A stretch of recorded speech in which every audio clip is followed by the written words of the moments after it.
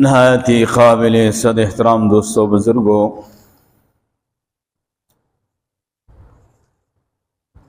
ماہ سفر المظفر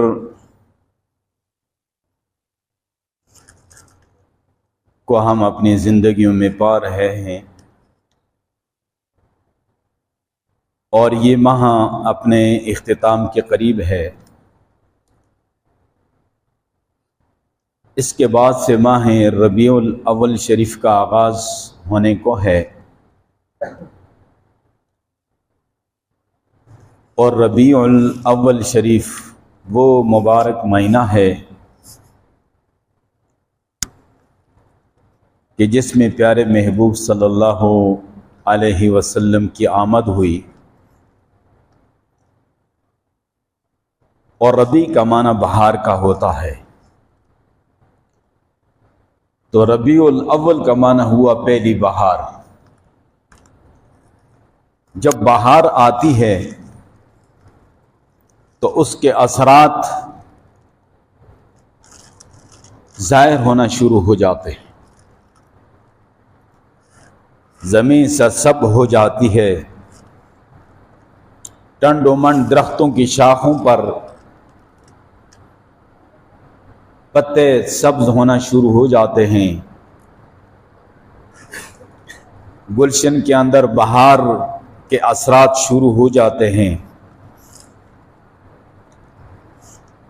ایسے ہی پیارے محبوب کی آمد جب قریب ہوتی ہے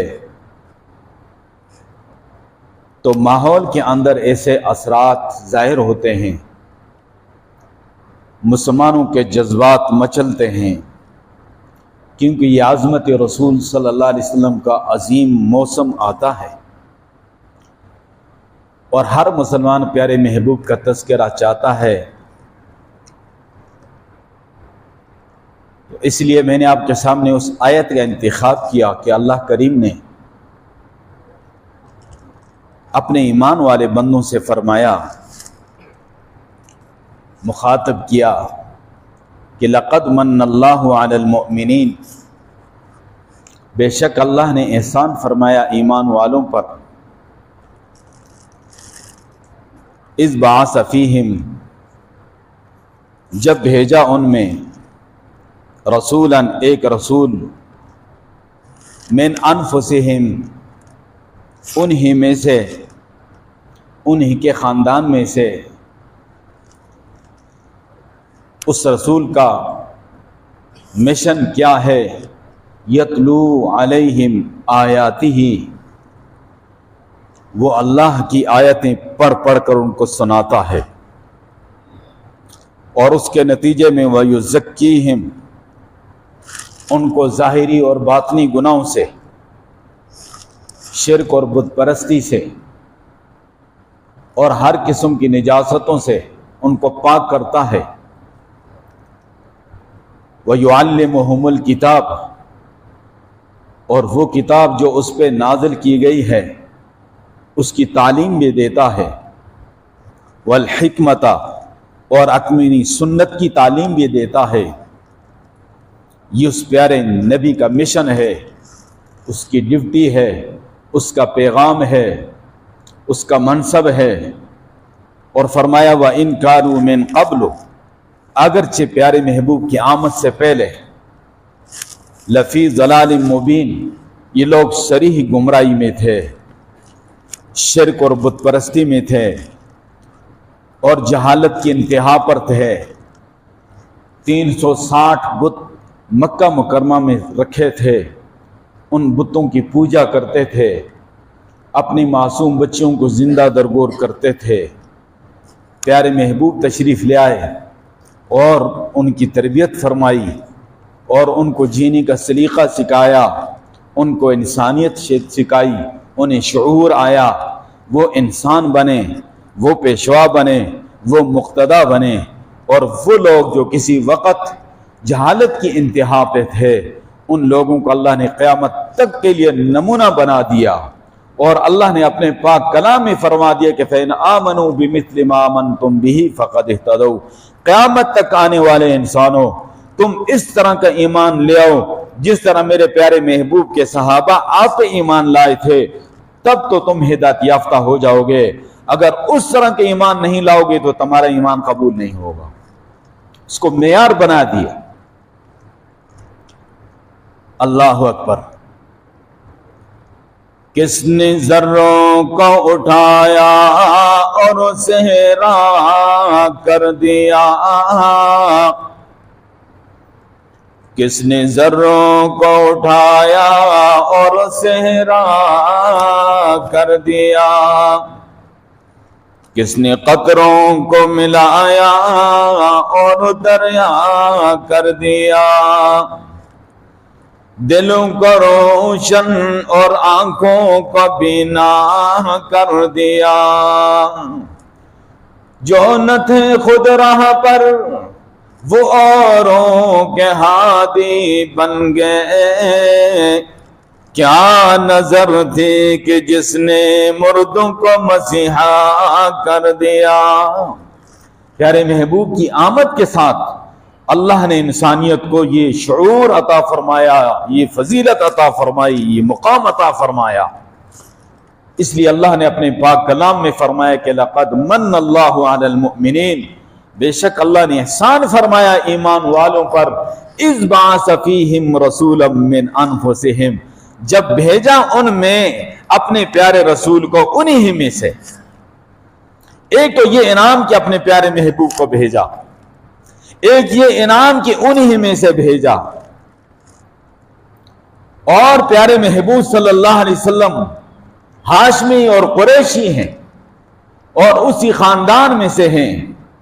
آپ کے خاندان کا ایک پاکیزہ شجرہ نسب ہے اور پاکیزہ ایک تسلسل ہے، اور آپ کے آباء و اجداد کی فضیلت اور مقام ہے، اور پھر آپ کا خاندان کتنے شرف والا، کتنی عزت والا خاندان ہے۔ اس خاندان کو اللہ نے پاکیزہ رکھا جس میں اپنے پیارے محبوب کو اللہ نے بھیجا۔ اس پہ ایک واقعہ مجھے یاد آیا۔ حضرت ابراہیم علیہ السلام کے صاحبزادے حضرت اسماعیل علیہ السلام، جن کی اولاد میں سے اللہ کے پیارے محبوب صلی اللہ علیہ وسلم،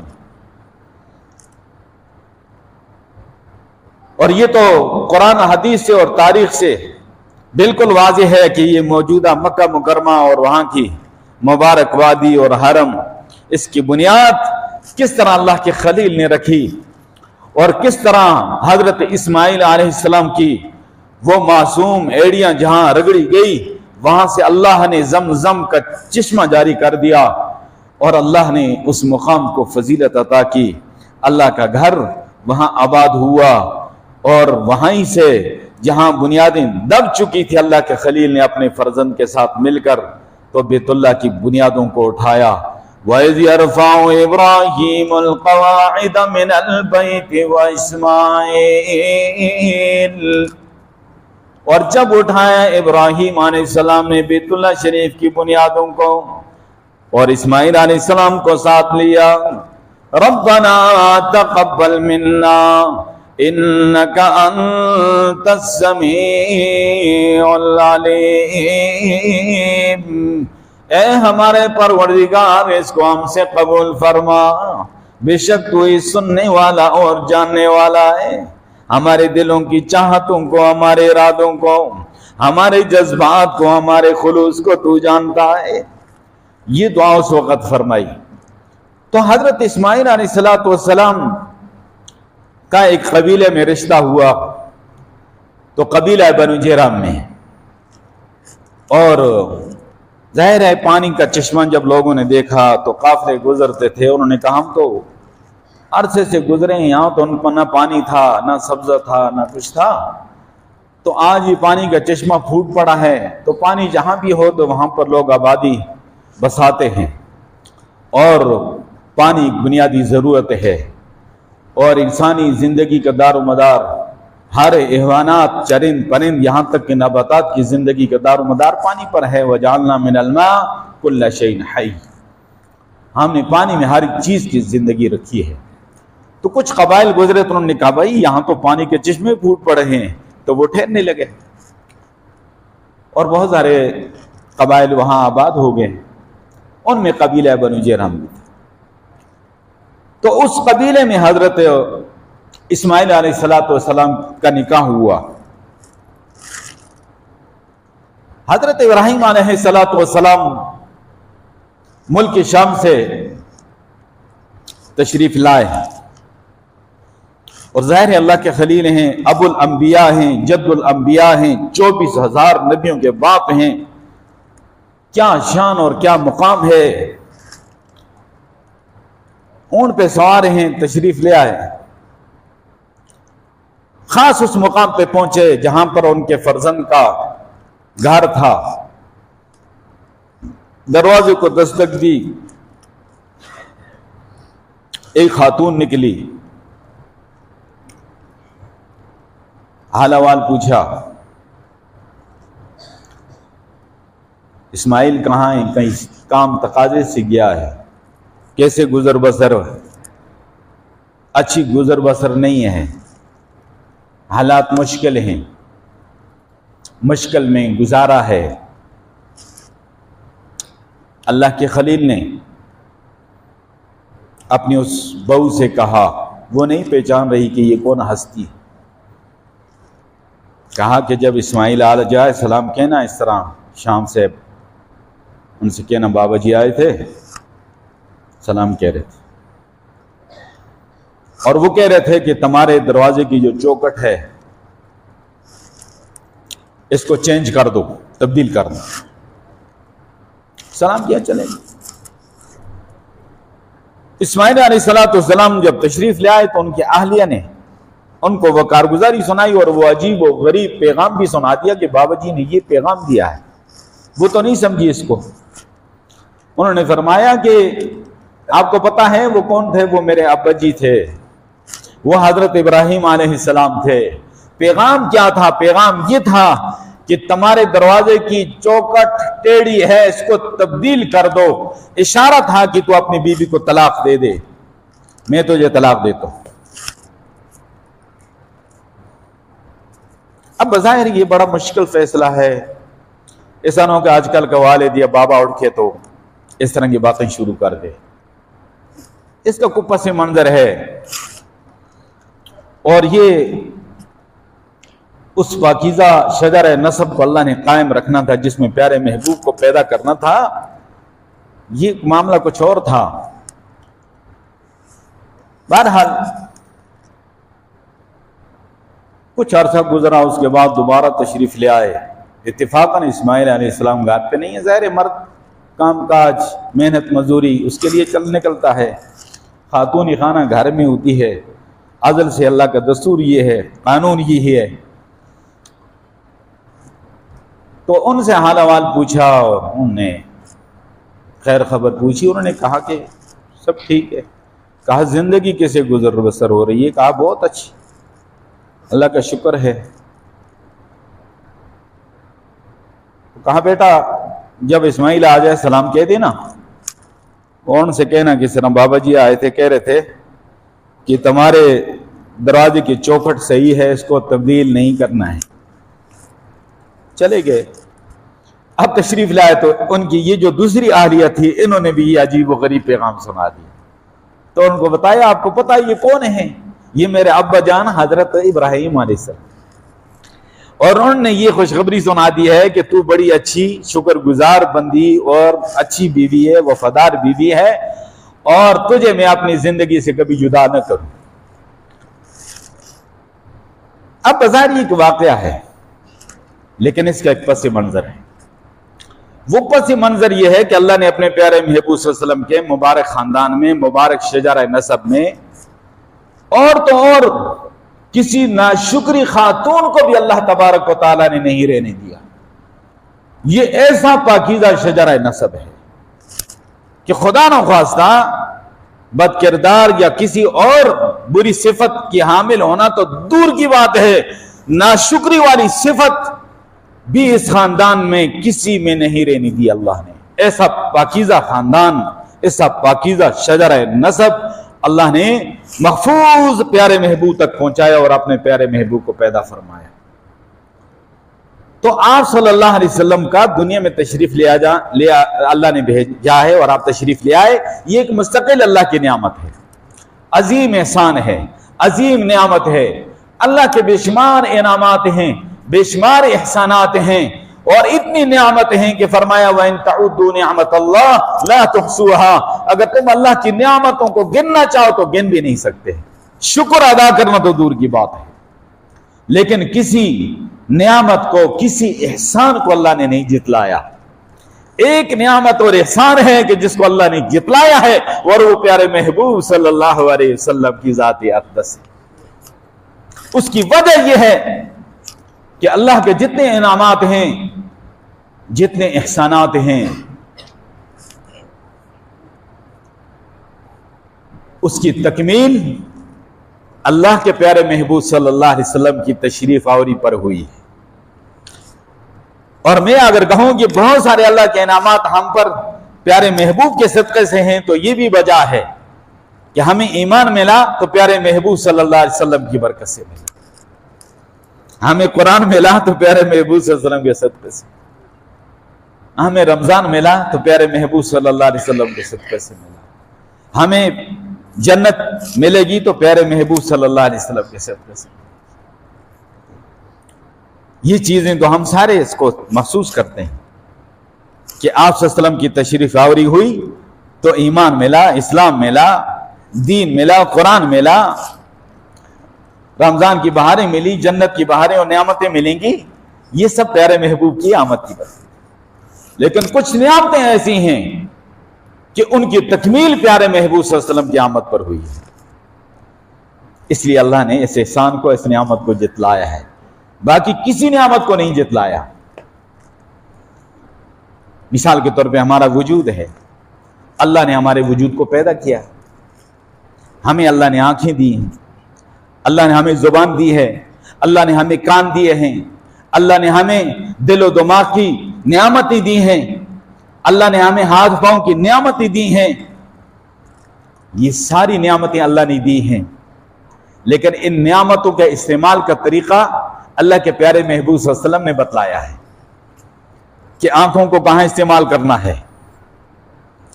ان آنکھوں سے اللہ کا قرآن دیکھو، اللہ کا گھر دیکھو، نبی کا روزہ دیکھو، صلحاء کو دیکھو، ماں باپ کے چہرے پہ محبت عقیدت کی نگاہ ڈالو، فرمایا تمہیں مقبول حج عمرے کا ثواب ملے گا۔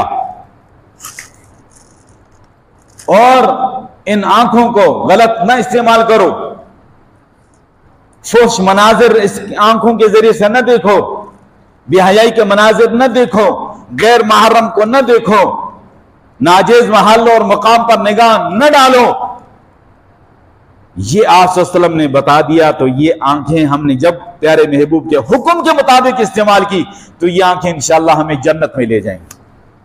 اگر آپ صلی اللہ علیہ وسلم کے حکم کے مطابق ان آنکھوں کو ہم استعمال نہیں کریں گے تو یہ آنکھیں ہمیں جہنم میں لے جائیں گی۔ ان کانوں سے کیا کرنا ہے؟ ان کانوں سے اللہ کا کلام سننا ہے، اللہ کا قرآن سننا ہے، دین کی بات سننی ہے، ان سے گانے نہیں سننے، غیبت نہیں سننی۔ اب ان کانوں کو صحیح استعمال کریں گے تو یہ ہمیں جنت میں لے جائیں۔ اور ان کانوں کا صحیح استعمال کا طریقہ کس نے بتایا؟ اللہ کے پیارے محبوب نے بتایا۔ زبان ہے، اس زبان کو کیسے استعمال کرنا ہے؟ پیارے محبوب صلی اللہ علیہ وسلم نے بتایا۔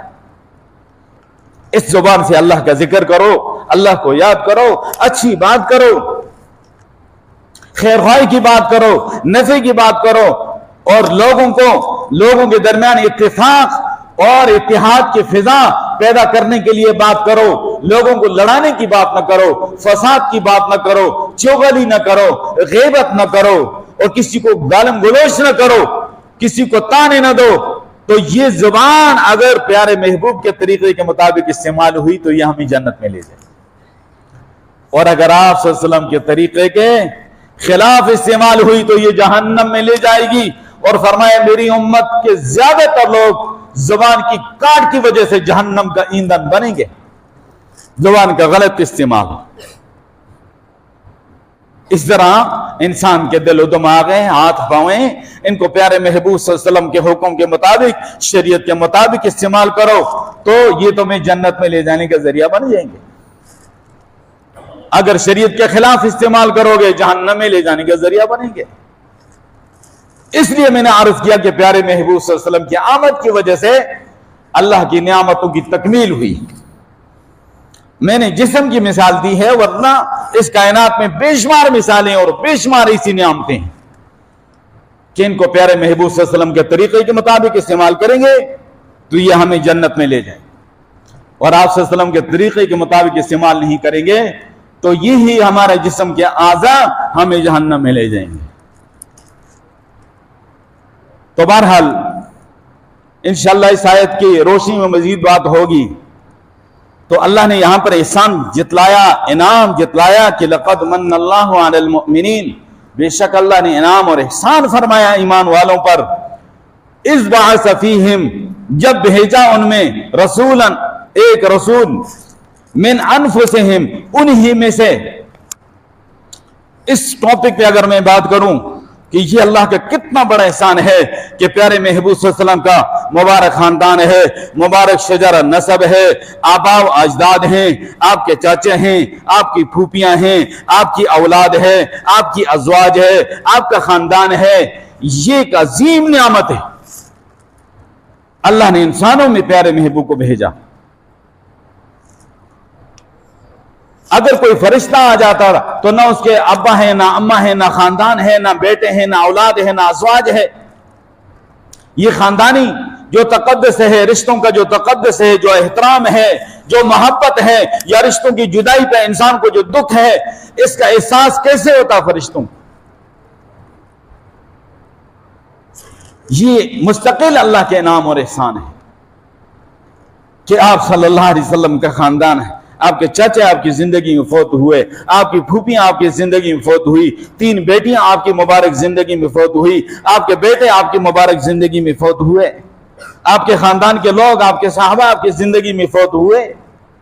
وہ جذبات اور وہ احساسات اور وہ غم اور وہ دکھ، اپنے بیٹے ابراہیم کے وفات پہ آنکھوں سے آنسو بہ رہے۔ کسی نے کہا کہ یا رسول اللہ صلی اللہ علیہ وسلم آپ کے آنکھوں سے آنسو بہ رہے ہیں، آپ رو رہے ہیں؟ عبد الرحمن ابن عوف رضی اللہ تعالیٰ عنہ نے کہا آپ نے رونے سے منع نہیں کیا؟ فرمایا نہیں، میں نے اس رونے سے منع کیا ہے جس کا تعلق زبان کے ساتھ اور ہاتھ کے ساتھ ہو، جس رونے کے تعلق دل اور آنکھوں کے ساتھ ہو اسے میں نے نہیں منع کیا۔ اور فرمایا کہ من ضرب الخدود وشق الجیوب ودعا بدعوى الجاہلیت فلیس منا، جس نے اپنے رخساروں کو پیٹا، اپنے گریبان کو چاک کیا، زمانے جاہلیت کا واویلا کیا، لیس منا، اس کا ہمارے ساتھ کوئی تعلق نہیں، میں نے تو اس سے منع کیا ہے۔ باقی دل کے جو غم ہے، صدمہ ہے، اور دل کے جو جذبات ہیں اس کی ترجمانی آنکھوں سے ہوتی ہے، آنکھوں سے آنسو بہتے ہیں، یہ منع نہیں۔ تو یہ سارے احساسات اور جذبات اور رشتوں کا تقدس اور احترام اور محبت یہ پیارے محبوب صلی اللہ علیہ وسلم نے سکھلائی کہ آپ کو اللہ نے رسولا من انفسہم، ان انسانوں میں سے اللہ نے رسول بنا کر بھیجا ہے۔ تو انشاءاللہ اس میں مزید بات ہوگی۔